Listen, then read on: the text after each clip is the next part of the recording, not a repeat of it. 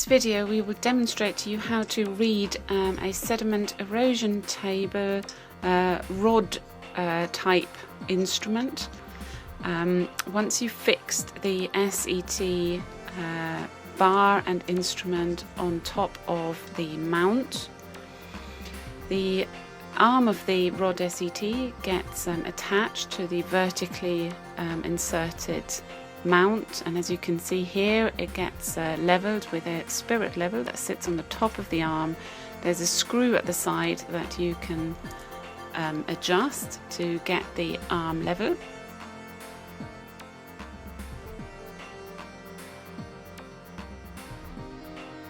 So as explained here, there is an adjustment for up and down movement of the bar, and there is an adjustment for a screw which you can loosen and tighten to get the adjustment in the other plane to get the arm completely level.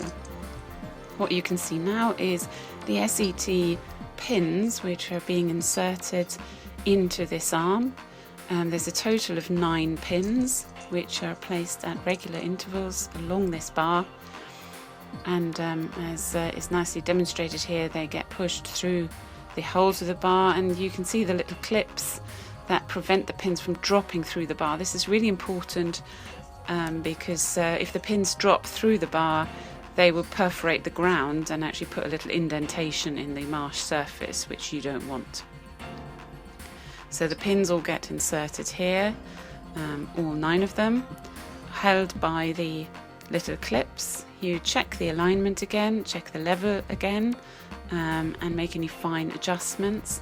And then very carefully, pin by pin, the pin is lowered to the ground until it rests just above the marsh surface without really exerting any pressure on the surface at all. So sometimes it's necessary to move the vegetation out of the way just very slightly and carefully until you've placed the pin on the marsh surface. This can take a little bit of time, specifically when you have vegetation that's a little bit more shrubby and where you have a layer of mulch or a layer of plant material on the ground.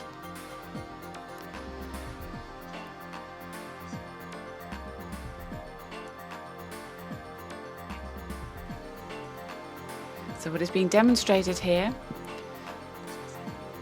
is the very careful recording of the surface elevation at the first time point of a series of measurements that will be done over the next few years. So what you can see here is the reading of the height of each pin above the completely horizontal SET bar.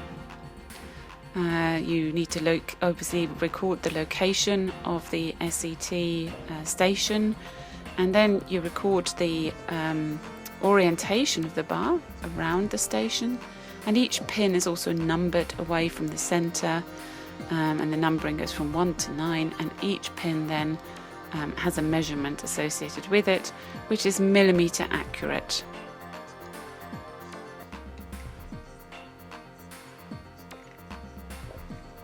The units are recorded in millimeters, and once that measurement at that location or orientation is finished, the bar gets moved to another orientation.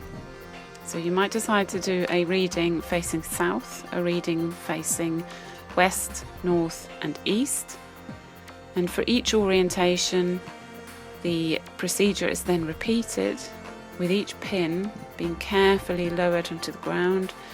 You can see here that sometimes the vegetation really does need to be moved away, and then it's best to use a stainless steel ruler for measuring the height of each pin above the bar, but it's easy to achieve millimeter accuracy, and you can always get another operator to do the same to convince yourself that the operator error here is minimal, provided that each operator takes great care to level the spirit level with the adjustments of the screws in the center of the instrument.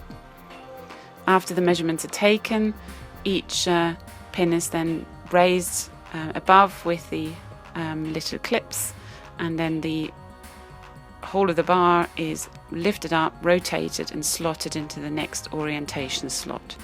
It's common practice to position the bar in about 4 quarters around the central rod, so that you end up with 4 measurements of 9 pins, or 4 sets of measurements of 9 at each bar location.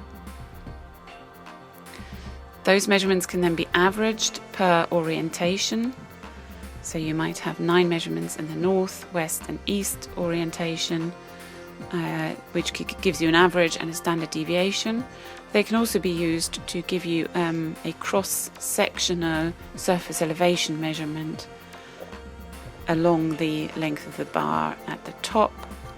And by returning after a year or at regular intervals, perhaps seasonally or 6 monthly, depending on your surface sediment deposition and accretion rates, you can then get an idea of the elevation change at each of these positions at a very high locational precision, but also a very high elevational change precision, because each of the pins will then change its height above the bar.